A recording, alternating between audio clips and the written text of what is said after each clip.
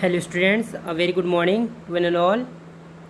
We will continue through the design of piston. In last session also we have discussed about the some designing part of the piston like हमने सबसे पहले हमने किया आपका thickness of the piston head के बारे में बात किया। उसके लिए बेसिकली आपका दो क्राइटेरिया थे, एक आपका स्ट्रेंथ क्राइटेरिया, दूसरा आपका हीट डिसिपेशन क्राइटेरिया। दोनों से आप यहाँ से थिकनेस निकालते हैं, जो आपका बेटर रहेगा उसको हम लोग लेकर के डिज़ाइनिंग करते हैं ताकि फेलियर के चांसेस ना रहें। तो फेलियर के अवॉइड करने के लिए हमें आपका दोनों क्राइटेरिया देखने पड़ते हैं।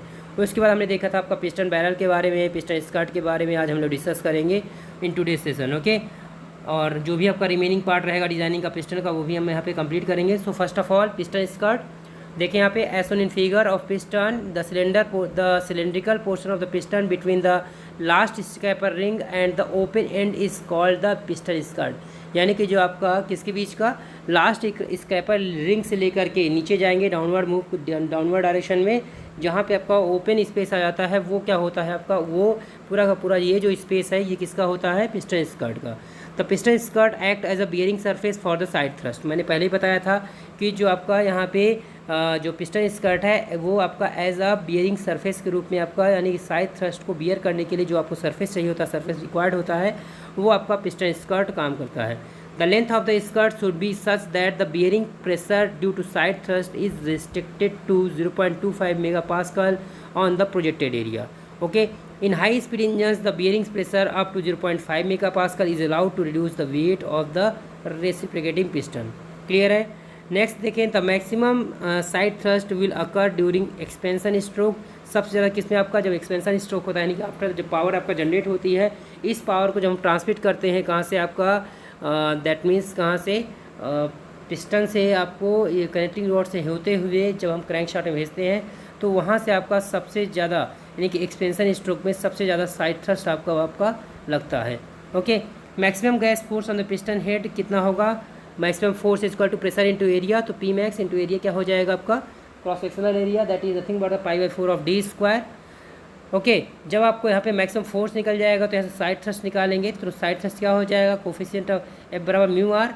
तो यहाँ पे देखा जाए तो कितना हो जाएगा, फ्रिक्शनल फोर्स कितना आएगा साइड थ्रस्ट के कारण, साइड थ्रस्ट कितना हो जाएगा, mu into pi by 4 D square into P max. Okay, जहाँ पे म्यू क्या आपका कोफिशिएंट ऑफ फ्रिक्शन है जिसकी वैल्यू कितनी होती है आपका 0.1। Okay, now the side thrust taken by the skirt is also given by skirt के द्वारा आपका जो साइड थ्रस्ट आपका रजिस्ट किया जाएगा वो कैसे निकालेंगे, that is the projected area आएगा। Okay, so side thrust equal to क्या हो जाएगा, स्ट्रेस बराबर लोड इक्वल टू क्या हो जाएगा आपका यहाँ पे देखिए आपका स्ट्रेस इनटू एरिया। क्लियर है। तो साइड थ्रस्ट क्या हो जाएगा, force equal pressure equal to क्या होता है, फोर्स अपॉन एरिया। तो फोर्स क्या हो जाएगा आपका प्रेशर इनटू एरिया। तो प्रेशर कितना है आपका, बियरिंग प्रेशर पी बी हो गया, एरिया कितना हो जाएगा आपका projected area, that means bore diameter into the stroke length, that means skirt length आप कह सकते हैं। तो एल एस आ गया। ओके, तो यहाँ पे पी बी क्या हो जाएगा, अलाउबल बियरिंग प्रेशर जो कि आपका मेगा पास्कल रहता है, एल एस आपका स्कर्ट लेंथ है।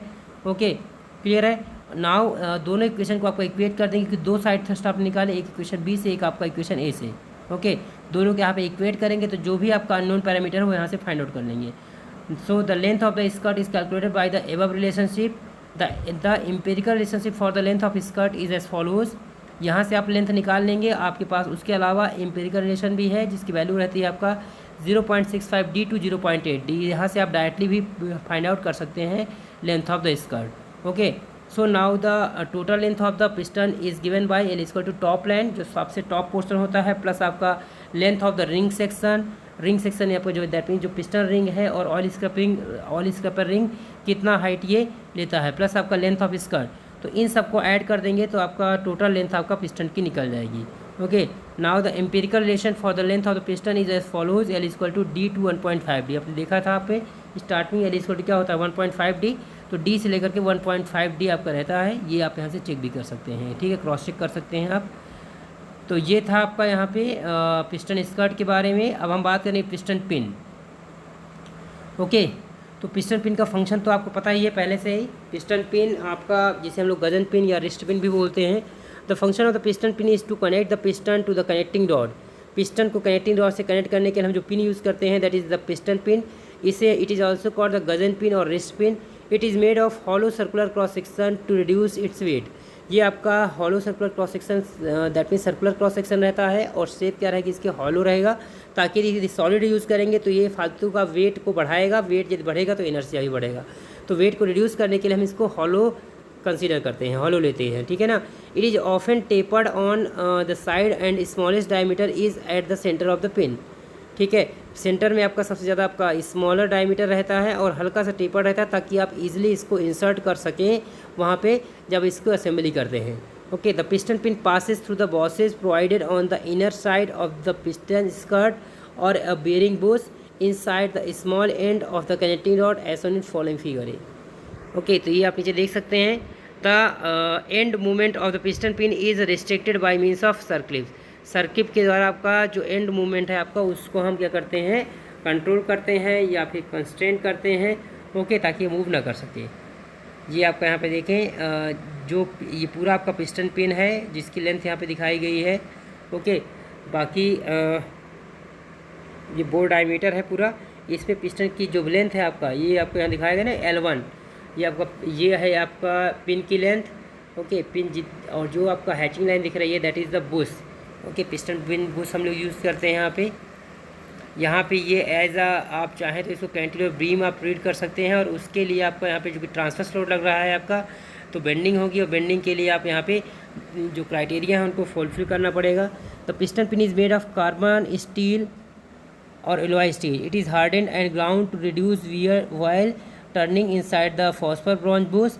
There are 2 criteria for the design of the piston pin, bearing consideration and bending failure. 2 criteria हैं। फर्स्ट ऑफ ऑल आप बियरिंग कंसिडरेशन देखें। The piston pin is partly in contact with the piston bosses and partly with the bush of the connecting rod as shown in above figure A. तो ये तो आपने ऊपर देखा ही था कि कुछ पार्ट है आपका वहाँ पे पिन का जो बुश के साथ कनेक्ट है, जबकि कुछ पार्ट है आपका बॉसेज के साथ। क्लियर है।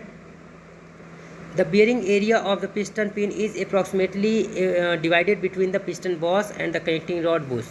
Okay, it is assumed that the length of the pin in the connecting rod bush is 45%, यानी जो बुश में आपका जितना इन्वॉल्वमेंट है आपका लेंथ का वो 45% ही है आपका पिस्टन डायमीटर का और द सिलेंडर बोर्ड। देयरफॉर आप कह सकते हैं कि L1 क्या होगा आपका 0.45 ऑफ D होगा। क्लियर है। L1 is the length of the piston pin in the bush of the small end of the connecting rod. Okay, now the outer diameter of the piston pin D naught is determined by equating the force acting on the piston and the resisting bearing force offered by the piston pin. इन दोनों से आपका equate करेंगे आपका तो force on the piston, एक तो क्या हो जाएगा प्रेशर इंटू एरिया, तो क्या हो जाएगा Pmax into π/4 D²। Resisting force जो होगा आपका वो बेयरिंग प्रेशर के टर्म में निकालेंगे तो PV1 into D not into L1, यानी प्रोजेक्टेड एरिया आपका D नॉट इंटू L1 हो जाएगा। तो यहाँ से आपका रजिस्टिंग फोर्स आ गया। दोनों को इक्वेट कर देंगे तो जो भी आपका अननोन पैरामीटर है, ओके, वो यहाँ से आप फाइंड आउट कर लेंगे। ओके, तो PV1 क्या है आपका bearing pressure at the bushing of small end of connecting rod. Okay, D not क्या है आपका outer diameter of the piston pin. Clear है। नाउ कुछ आपका नोट्स यहाँ पे दैट मीन कुछ एजम्पशन है, आप यहाँ पे देख लें। The bearing pressure at the bushing of the small end of the connecting rod PV1 is taken as 25 MPa।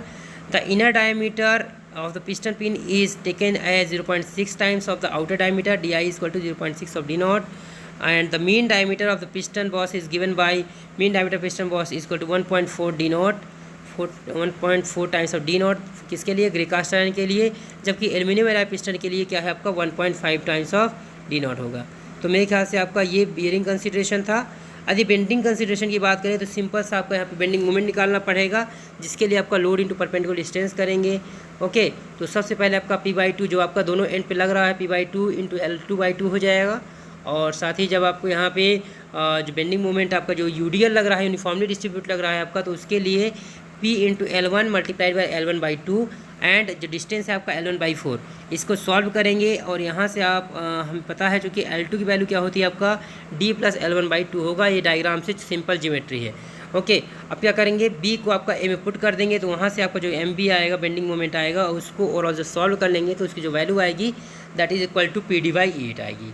Okay, आई आपको पता है क्या होता है हॉलो पोर्शन के लिए, पाई इंटू D नॉट की पावर 4 माइनस DI की पावर 4 डिवाइडेड बाई 64। ओके, तो यहाँ से y इक्वल टू क्या हो जाएगा, D0/2 हो जाएगा। सारी वैल्यू पुट कर देंगे तो यहाँ से आपका बेंडिंग स्ट्रेस निकल जाएगा, that is nothing but the MB/I। Okay. यदि कहीं पे मान ली बेंडिंग स्ट्रेस आपका नहीं गिवन है तो हम एज्यूम कर सकते हैं का यहाँ पे केस हार्डेंड आपका कार्बन स्टील के लिए 84 होता है, जबकि आपका हीट ट्रीटेड लॉयल स्टील के लिए आपका 140 न्यूटन पर एम स्क्वायर होता है। ओके, तो मेरे ख्याल से क्लियर हो गया होगा। ये आपका पूरी डिज़ाइनिंग थी किसकी, आपका पिस्टन की। सो आज के लिए इतना ही। Okay, so thank you so much.